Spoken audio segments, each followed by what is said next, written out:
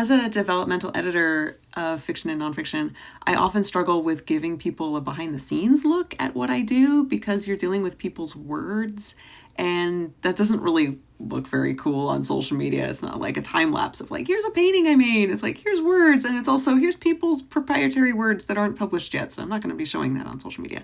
But today I was working on a manuscript and thought I would talk a little bit about what this process looks like. So I have a draft manuscript for a developmental edit, and I'm reading the whole thing from beginning to end and making notes in the manuscript for myself, for reorganization, and also for information that might need to be added or expanded upon or explained. And I'm also making notes in the manuscript for the author, like questions that I have that would help add more information or context to what's in the manuscript. But I'm also making my own outline of what is in the draft manuscript. And this gives me a really high top-down look at what material is in it and allows me to rearrange or reorganize in a way that might better serve a reader.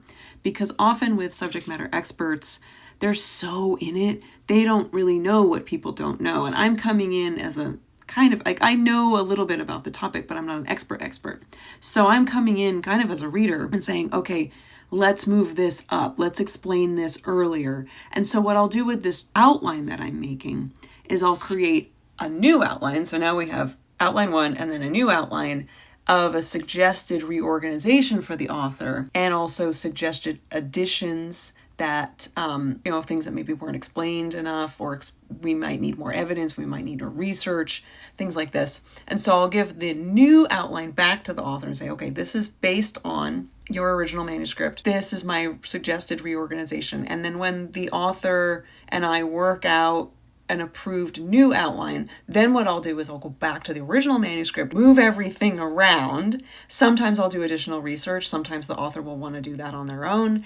And then we'll have a manuscript that's ready for the next stage of editorial, which is the line edit. So there you go. That's a little bit of behind the scenes of what I do without actually showing you somebody's private work.